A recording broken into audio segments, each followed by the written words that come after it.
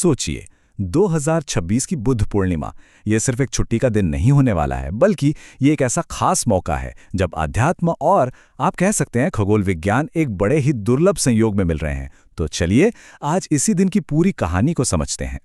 जरा सोचिए, क्या ऐसा हो सकता है कि एक ही पूर्णिमा का दिन किसी की पूरी जिंदगी की कहानी बयां कर दे? मतलब जन्म से लेकर ज्ञान की प्राप्ति और फिर अंतिम मुक्ति तक।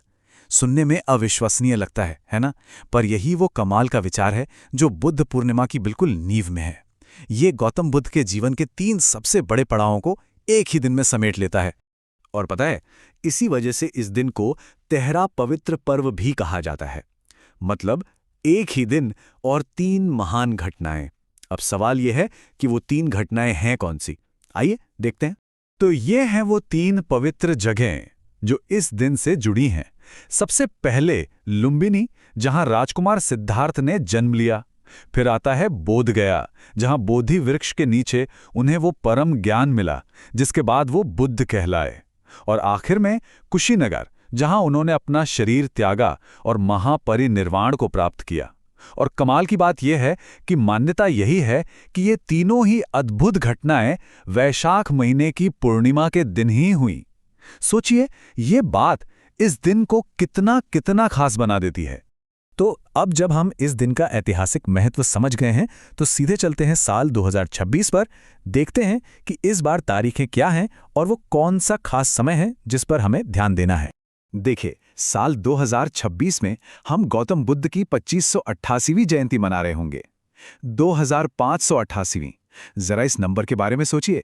2500 साल से भी ज्यादा का ये सफर है। ये दिखाता है कि उनकी शिक्षाएं आज भी कितनी जरूरी हैं। तो ये सिर्फ एक त्योहार नहीं, बल्कि अपने आप में एक बहुत बड़ा ऐतिहासिक मील का पत्थर है। तो डेट नोट कर लीजिए, 2026 में बुद्ध पूर्णिमा 1 मई यानी शुक्रवार को पड़ रही है। लेकिन जो पूजा पाठ या अनुष्ठान होते हैं उनके लिए सिर्फ तारीख नहीं, पूर्णिमा तिथि का समय सबसे जरूरी होता है। तो ये तिथि शुरू होगी 30 अप्रैल को रात 9:12 पर और ये रहेगी 1 मई की रात 10:52 तक। और हाँ, इसी दौरान ब्रह्म मुहूर्त और अभिजीत मुहूर्त जैसे सबसे शुभ समय भी आते हैं।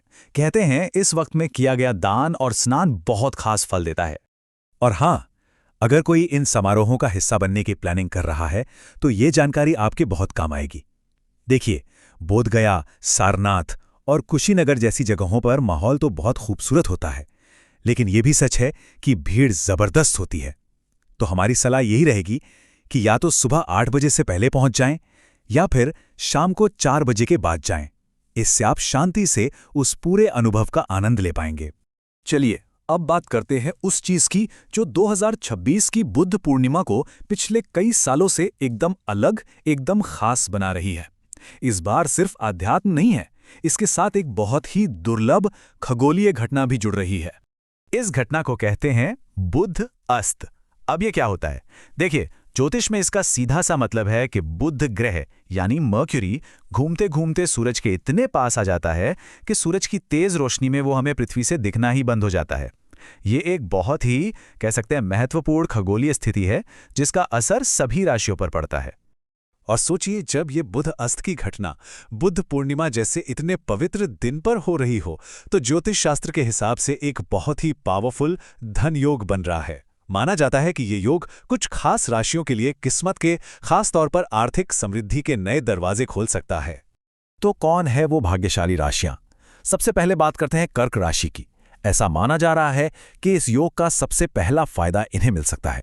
इनके प्रोफेशनल जीवन में एक नई एनर्जी देखने को मिल सकती है। हो सकता है कोई नई जिम्मेदारी मिले या फिर अपने बिजनेस को आगे ले जाने का कोई बड़ा मौका हाथ लगे। लिस्ट में दूसरी राशि है सिंह राशि। इनके लिए कहा जा रहा है कि भाग्य इनका पूरा साथ दे सकता है। हो सकता है कि कुछ ऐसी यात्राएं हों जो इनके लिए काफी फायदेमंद साबित हों। और सिर्फ इतना ही नहीं, पर्सनल रिश्तों में भी एक नई मजबूती देखने को मिल सकती है। और तीसरी और आखिरी भाग्यशाली राशि है मकर। मकर राशि वालों के लिए करियर में कुछ अनएक्सपेक्टेड मौके आ सकते हैं। ये कुछ भी हो सकता है कोई ड्रीम जॉब का ऑफर आ जाए या फिर कोई प्रॉपर्टी डील जो बहुत टाइम से अटकी हुई थी वो अचानक पूरी हो जाए। लेकिन एक मिनट, क्या इस दिन का पूरा मतलब सिर्फ ग्रहों की चाल और अच्छी किस्मत तक ही सीमित है? जी नहीं, बिल्कुल नहीं। अब हम बात करेंगे उस गहरे अर्थ की जो इस त्योहार की असली आत्मा है, और वो है अंदर से बदलने का संदेश। खुद बुद्ध ने जो कहा था वो इस दिन का पूरा सार बता देता है। उनका कहना था कि असली सम्मान सिर्फ फूल चढ़ाने या दिए जलाने में नहीं है, बल्कि उनकी शिक्षाओं को अपनी जिंदगी में उतारने में है। और ये बात हमें रीति रिवाजों से ऊपर उठाकर हमारे कर्मों के महत्व की याद दिलाती है। देखिए, एक मान्यता है कि इस पवित्र दिन पर हम जो भी काम करते हैं, चाहे अच्छा हो या बुरा, उसका असर कई गुना बढ़ जाता है। शायद यही वजह है कि इस दिन पवित्र नदियों में स्नान करने और ज़रूरतमंदों को दान देने पर इतना जोर दिया जाता है। ये एक तरह से अपने आचरण को देखने, उसे सुधारने और करुणा को अपनी प्राथमिकता बनाने का एक बहुत बड़ा मौका है। तो सवाल ये उठता है कि इन शिक्षाओं को हम अपनी रोज की जिंदगी में अपनाएं कैसे? इसका जवाब बुद्ध के दिखाए गए 4 ब्रह्म विहार में छिपा है। इन्हें आप 4 दिव्य गुण या भावनाएं कह सकते हैं, जो एक अच्छी और सार्थक जिंदगी जीने का, आप कह सकते हैं, एक तरह का रोड मैप है। ये 4 गुण हैं।